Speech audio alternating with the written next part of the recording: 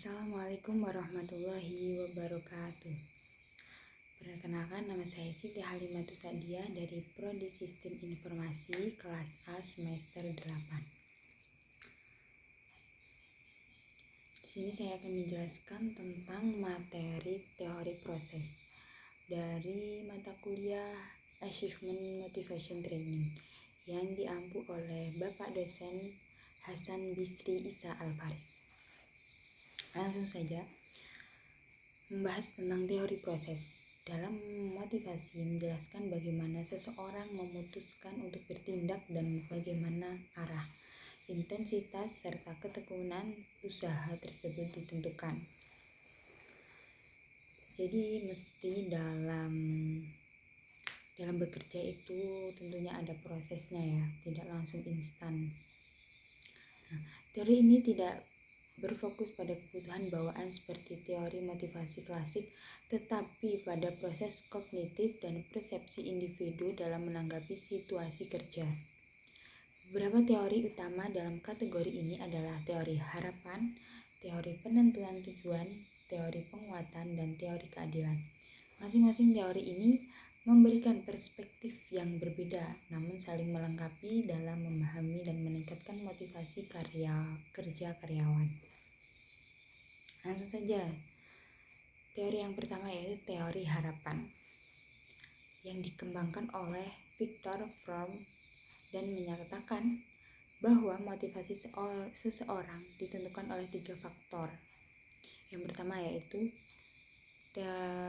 harapan bahwa usaha akan menghasilkan kinerja yang baik. Yang kedua, keyakinan bahwa kinerja tersebut akan membawa hasil atau penghargaan tertentu atau instrumentality, dan sejauh mana individu menghargai penghargaan itu.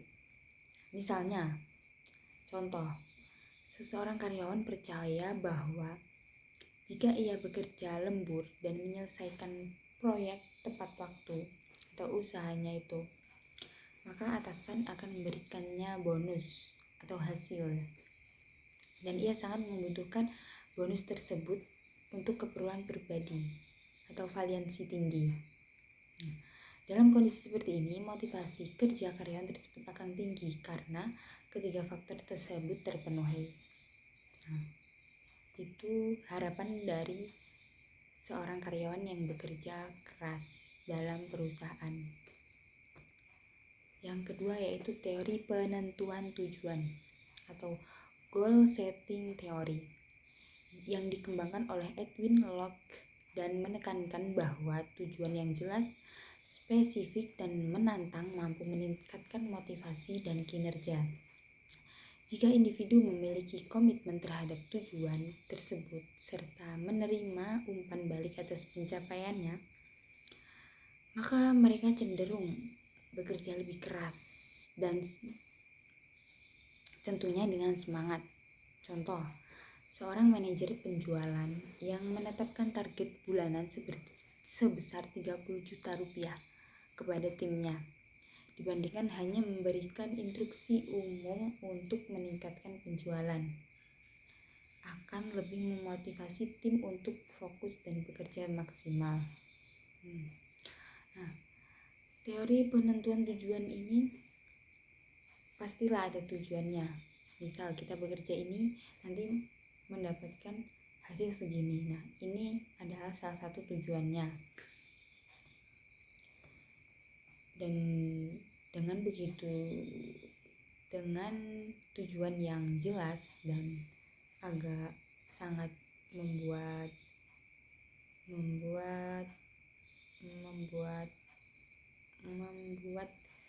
semangat bekerja,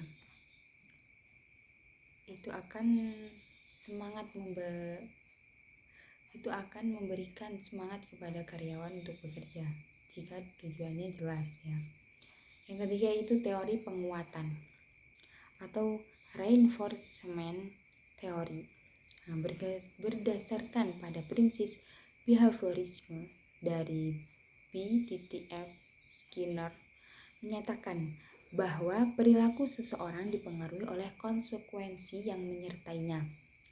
Perilaku yang diikuti dengan hasil positif cenderung diulang, sedangkan yang diikuti hasil negatif akan dihindari. Contoh, misal, seorang karyawan mendapatkan bonus karena selalu datang tepat waktu akan terdorong untuk mempertahankan kebiasaan tersebut. Nah, penguatan positif seperti ini membentuk perilaku kerja yang diinginkan bagi manajernya. Nah, yang terakhir yaitu teori keadilan atau equity theory dari G. Stacy Adam. Nah, menjelaskan bahwa individu membandingkan rasio antara kontribusi atau usaha, waktu, keahlian, dan imbalan atau gaji penghargaan ya dengan mereka dengan orang lain. Nah, jika mereka merasa perilakunya tidak adil, motivasi akan menurun. Nah, bahwa individu. Nah, teori keadilan ini sangat penting bagi karyawan satu ke karyawan yang lain ya. Bagi manajer kepada karyawan satu ke karyawan yang lain. Contohnya, seorang karyawan merasa kecewa setelah mengetahui rekan kerja yang memiliki tanggung jawab serupa menerima gaji lebih. Tentunya karyawan yang satu ini, karyawan A ini akan merasa iri, merasa tidak adil dengan pemberian yang diberikan oleh manajer. Nah, perasaan ketidakadilan ini bisa membuat enggan untuk bekerja dengan maksimal ya. Jadi pentingnya keadilan harus dibagi, harus dipahami. Nah, dari keempat teori ini penting untuk dipahami oleh pemimpin dan manajer agar mampu menciptakan lingkungan kerja yang adil, menantang, dan memotivasi.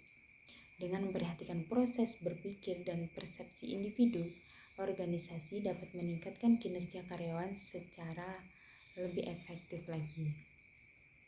Sekian penjelasan teori dari saya. Apabila ada salah kata, salah ucap, salah penyampaian, mohon maaf yang sebesar-besarnya. Wabillahi taufiq wal hidayah. Wassalamualaikum warahmatullahi wabarakatuh.